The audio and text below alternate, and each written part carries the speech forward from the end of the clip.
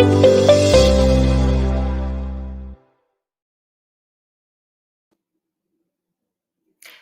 everyone. I'm Elizabeth Wydra, President of the Constitutional Accountability Center.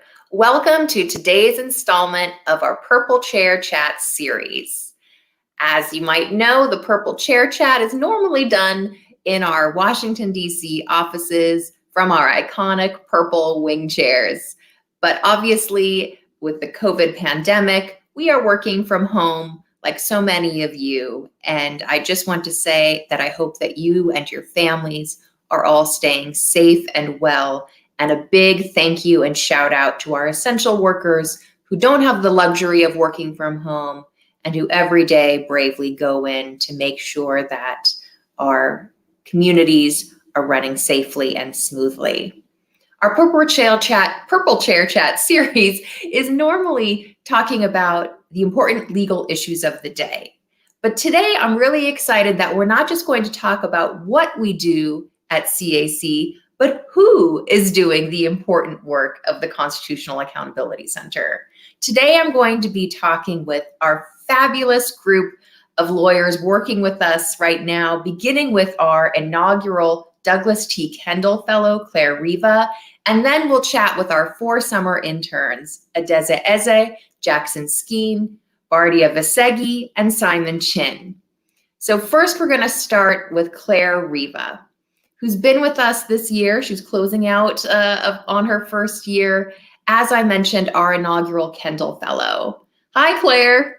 Hi, Elizabeth. It's nice to see you virtually. Yes, you too. So as folks may not know, the Kendall Fellowship is named in honor of CAC's founding president, Doug Kendall, who personally was a mentor and friend to me and was a visionary in the field of progressive constitutionalism. He saw a space where progressives were not talking as much as they should about the progressive text, history, and values of the Constitution, and created the Constitutional Accountability Center to fill that gap. And it has been an incredible success in the 10 years plus that we've been in existence.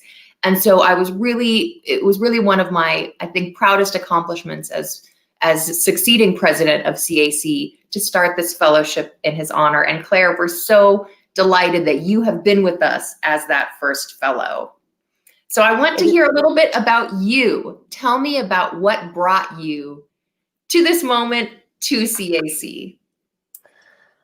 Well, I was born here in Washington, D.C., and kind of grew up in a family that was very kind of steeped in these questions about government and structure and justice. My mom's side of the family are longtime locals, and my dad immigrated here from Cuba. So definitely 2 different perspectives brought together in that way. And I had from them a very strong focus on justice and went to law school to figure out how I could implement that in a career and help people day to day. And CAC jumped out at me as an organization that's doing, as you said, kind of really important work that is somewhat unique and really sends, the message of the important values that our government was meant to uphold and in fact can and does uphold. So that's how I ended up hoping that you would hire me, and thank you for implementing the fellowship. I'm also glad that you did it.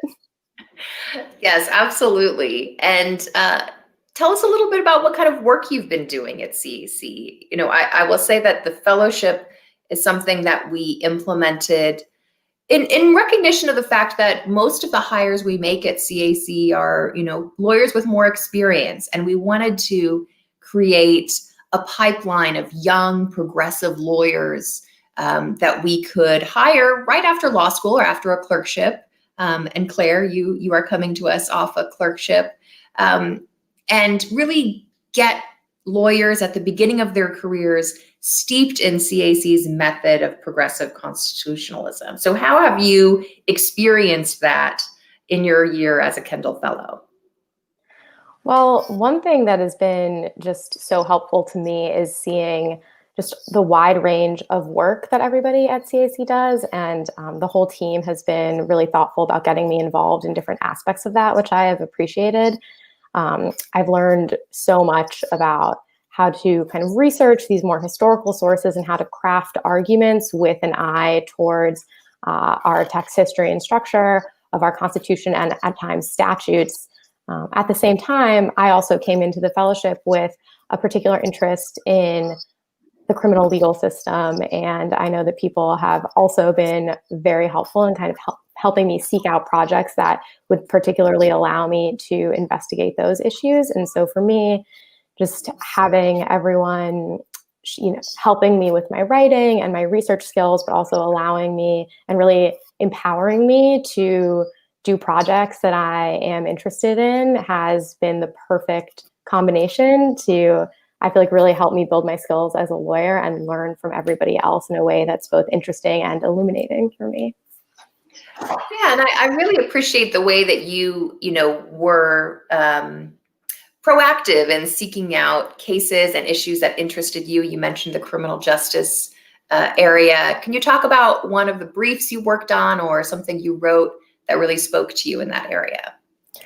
Sure. Well, one case that I think kind of highlights the type of really interesting work that CAC is doing and that I was really grateful to kind of work on was a case called United States versus Ross in the 11th Circuit. And that was a case that dealt with Fourth Amendment issues and kind of a technical legal issue. But the purpose of what we wrote about as CAC was the case that underlined that issue in the 11th Circuit had to do with an abandoned cell phone. And so we wrote a brief about the purposes of the Fourth Amendment and what it was put in the Bill of Rights to serve and the values that it really is supposed to be in service of, and how we can take those things and apply them to this new modern technology that really is changing the way some doctrines are being applied in the law. So I thought that was just a fascinating case and really kind of illustrative of the way that these, founding principles that CAC does such a good job and has such an expertise in really remain so relevant and in fact can guide us as we figure out how to, adapt our legal doctrines and system when required as things change. So speaking of guiding us, are there any nuggets of wisdom that you will be taking with you from your time here with us at CAC? Elizabeth, I'll just say I feel so reinvigorated going out of my fellowship, especially in this time as there's such a national conversation about really what our values are and how different parts of the legal system maybe do or don't serve them as it's currently implemented. And to be re-reminded by all of my colleagues here at CAC about how powerful the anti-subordination values of our Constitution are, and to know that there are people like you all working on making sure that those are fronted as we have these conversations about the way that our government is supposed to work, makes me really encouraged about what we're going to do in the years that come. Well, that is so wonderful. And Claire, I just want to thank you for your great work for us here at CAC. You have been the best inaugural Kendall Fellow we ever could have asked for. And I hope that the Kendall Fellows in the years to come follow in your wonderful footsteps. Thank you so much for joining us today. And we know that you will do great things in the future. Thank you. So as I mentioned, the Kendall Fellowship is a way that CAC can start to help build the next generation of progressive lawyers. But the way that we every year help to build a pipeline of young superstar progressive lawyers steeped in the progressive history and promise of the Constitution's text history and values is through our summer intern program. And I'm so thrilled that we have our 4 interns here with us today. We have, as I mentioned, Bardia, Simon, Adeza, and Jackson, who have really, I think sometimes people think of intern programs as like, giving people busy work. I am here to say that CAC needs and relies and appreciates all of your work.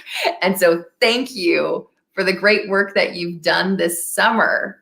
So I want to ask all of you at the same time, before we get into more of that work that you've been doing, what attracted you about doing progressive lawyering like what we do at CAC? And I'll just throw that out. I can go first. I think my story is pretty similar to Claire's. I was just at a very young age steeped in politics and social issues, just because as an immigrant from Iran, I think I was facing a lot of the issues, and my parents were facing a lot of the issues of racial discrimination at a very young age. So I kind of had no choice but to be in the progressive realm, and I think was sort of interested in the ways that communities like mine were organizing around these issues. And since then, I've just been trying to find a way to live those values forward, my values and also the values of my parents and their parents before them when we came to America. Yeah, I can go next. Like Claire, actually, I grew up outside DC in Virginia to a family that really valued and taught me that a fulfilling life lies in service to others. And so I think my first experience really seeing the shortcomings of our legal system was more than 5 years ago in New Orleans, working with criminal defendants there in criminal district court and in the jails in New Orleans, and seeing the harms of mass incarceration up front and personal. And so since then, I've been really just haven't been content to sit on the sidelines and watch as our constitutional protections and norms are dismantled. So I felt called to work on the pressing progressive legal issues that face us and that CAC works on every day. I can jump in next. So my introduction into progressive advocacy was actually through the political branches, but legal questions were pretty inescapable. So I figured, all right, well, this might be a good time to learn about how the law figures into building and supporting progressive policies that protect people's civil liberties and take care of the needs that people have.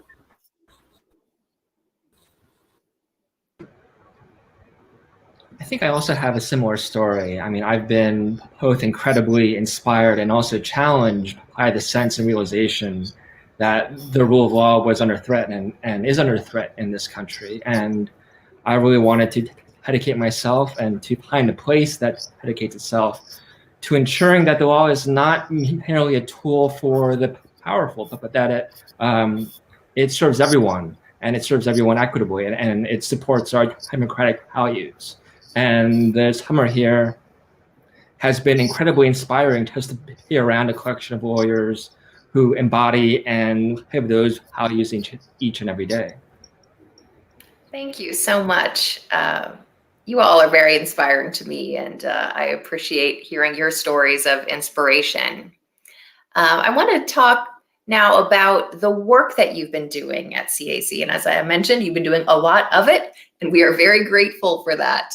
Bardia, why don't we start with you and hear about some work that you've been doing that was particularly interesting or compelling to you? Yeah, sure. I think that's a wonderful question. So one of the cases I've been working on is Edwards v. Benoit, which is a case before the Supreme Court right now that deals with the implications of a case that was decided actually last term called Ramos v. Louisiana. And coincidentally enough, that was the final for one of my classes. So it just sort of felt like a natural fit that I would be working on Edwards v. Benoit. And I think I've been just really inspired by how much of a team effort a lot of this work is. I think when people imagine lawyering, they imagine just a lawyer sitting and writing briefs. But I was inspired by how many people from all across the spectrum saw this as a salient issue and in an unjust situation, and corralling different people to come together and give their perspective in the form of amicus briefs was really, really inspiring to me. And learning how many people are just dedicated to fighting this fight, whether, mostly on the progressive front, but even people you wouldn't expect, was really something that was inspiring, and I'm sure I'll carry forward. I think that was the most interesting case, but aside from that, being an immigrant, working on immigration issues has been really important to me, and CAC does an incredible amount of work in that field, and their work is incredibly impactful all the way from the district courts to the Supreme Court. So I've got to do a lot of cases all across the spectrum, whether they're in appellate posture or in the district courts on that issue. Yeah, thank you so much. Obviously we have the Constitution as our portfolio, and so we do issues ranging from criminal justice to immigration and also to issues of democracy. And so I want to turn to Jackson and talk a little bit about the work that you've been doing on the case out of Texas that deals with some really important issues to democracy. Thanks, Elizabeth. Yeah, I've been working on the case Texas Democratic Party versus Abbott, and that's in the Fifth Circuit right now. And it's dealing with the right to vote and the right to vote by mail amidst the pandemic right now. And it's just, we're seeing around the country right now real issues around, are people going to be able to vote safely in November? And so that's really critical. And our democracy relies on the ability of everyone equitably being able to vote. And so what I've been really most fascinated about in seeing how CAC approaches legal issues is its willingness to take on novel legal issues. And that's really what the TDP case allows us to do, because it's taking on the 26th Amendment in its interpretation, which allows us to ensure that no one is denied the vote on the basis of age. And so that's been it's something that really hasn't been treated much by the Supreme Court or by many federal courts or even state Supreme Courts. And so we're really making novel legal arguments rooted in the amendment's history and text. And so that's been really fascinating to delve deeply into those issues and try to come up with something that's going to be compelling for the Fifth Circuit courts. So that's what I've been really most impressed upon by working at CAC, is just how deeply you can dive into the text and history and make really convincing arguments in furthering the Constitution's larger purpose, which is ensuring that we all have the democratic right to vote in this country. And then, apart from that, just like Bardia, I've been really exposed to a lot of different issues. I've worked on voting rights, obviously with TDP and a couple other cases, but also with access to healthcare, criminal legal protections, and with a number of policy goals that CAC is advocating for right now in Congress. So I've just been really fascinated and just interested to see how CAC tackles all these different issues at the same time. And it's something that I'd really hope to model in my future career. Obviously, I came into law school interested in criminal legal issues, but I hope to leave it by working on many different issues across the spectrum. So that's been really fascinating to see at CAC. Yeah, and I have to say, like children, I love all of CAC's cases equally. But one thing I'm really jazzed about on the case that you talked about out of Texas is that it's to me like kind of what I think is like classic CAC, like classic Coke. It talks about something that we at CAC hold at the heart of our mission, and that's the arc of constitutional progress, the way that the Constitution over time has been amended to make it more inclusive, more equitable, and more democratic. And so many of those amendments deal with democracy, and the 26th Amendment ensuring that no one will be discriminated against in their right to vote on the basis of age is part of that constitutional story. And as you said, Jackson, it hasn't really been litigated very much. And so the constitutional text and history of that amendment hasn't really been presented to the courts very frequently. And so it's a real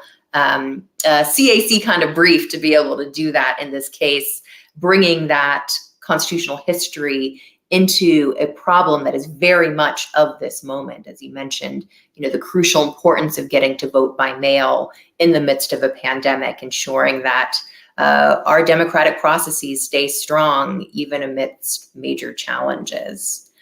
So speaking of major challenges, I know that Adeza was able to work on important issues of rule of law and separation of powers, something that is one of the structures of our Constitution that ensures that democracy and our constitutional democracy is able to function. Adeza, can you talk a little bit about some of the work that you've done on that front? Yeah, absolutely, Elizabeth. So like you mentioned, I think one of the most exciting things for me coming into CAC was seeing a lot of the policy issues that I interacted with from a legal lens. And so one of the very first projects that I worked on was actually under Christine, our policy director. This was sort of at the height of some of the protests that were going on a couple months ago when the president was threatening to use or to invoke the Insurrection Act. And so that's an act which allows the president to deploy troops domestically, something that would under certain circumstances could be flagrantly in contravention of our Constitution. And so I got to delve into the history of that act, as well as analogize to other acts that impose sensible limits onto how the president can deploy troops, such as building in sunset provisions and providing some judicial remedies in the event that it's incorrectly utilized. And so I think one of the coolest things for me being a part of CIC was getting to see the marriage between the policy work and the legal work, and seeing how the echoes of policy issues like separations of power, rule of law, how those played out in our Constitution and through a legal lens. Yeah, absolutely. And, I think that, as you mentioned, the way in which this history plays with these very urgent issues of being able to protest and being able to make our voices heard, it's very relevant, even though, this might seem like some dusty old act from, an old statute book. So I love that you mentioned that you worked with Christine Kippens, our policy director. Our interns get the opportunity to work on a lot of litigation issues under our chief counsel, Brianne Gorod, but also on the issues across the spectrum with our think tank under the direction of David Gans, as well as policy work with Christine. And Simon, I know that last but not least, you worked on another really important and pressing issue of the day, the question of qualified immunity. Can you talk a little bit about the work that you did there? Sure, and I'd be happy to. That was probably the most fascinating project I worked on all summer because I got to do some research into the history of Section 1983, which is the statute that allows federal tort suits against state officials for constitutional violations, as well as the history of the doctrine of qualified immunity that has developed, which allows officials to be shielded or protected from those suits. And what I found in my historical research was that as an original matter, tort suits against individual officers were much more easy to bring in the 19th century when the statute was first passed than it is today, and that the spread of immunity doctrines is a much later historical development. And so what the implication of this historical research is that qualified immunity, as we understand it today, may not be entirely consistent with the enacting Congress's original understanding or the original public understanding of that statute, Section 1983.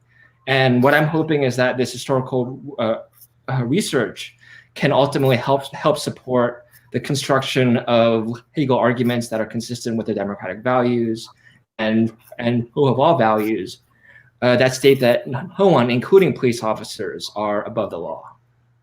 Amen to that. So to close us out, you all are impressive lawyers to be, but you are also very interesting human beings. And so I want to close out with a fun fact from each of you before we go.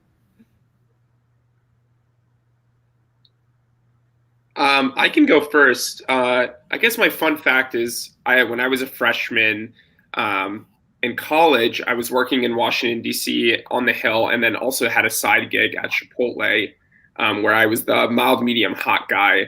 And then one day, now late Senator John McCain strolled in and wanted a Chipotle bowl. So I got to go through the line with him. And he is actually a hot guy. He likes the spiciest stuff. So that's a fun little fact. That is great. Guac is always extra. Adeza, how about you? I feel like my fun fact isn't as cool as Bardia's, but I was in a band in college that performed around campus and also at some spots around DC. Nice. What did you play? Vocals. I cannot play instruments. Fantastic. Jackson, how about you?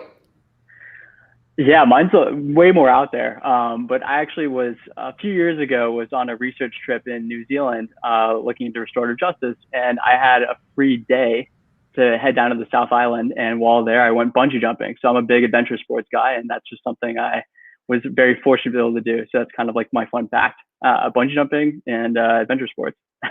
Nice. As a mom, I feel like I have to say, like, please be careful. And Simon, how about you? Yeah, so I used to be one of the classical music critics for the Washington Post here in town. And looking back at that time in my life, from the vantage point of today, when all the concert halls are closed and the performing arts are on life support, it just made me realize what an incredible privilege that experience was. So I brag about you and that all the time, given that my knowledge of classical music is essentially pressing play on the Spotify Classical Essentials playlist. That's super cool. So thank you all so much for your work this summer. Thank you for joining us, and thank you, Claire, for joining us in our conversation today.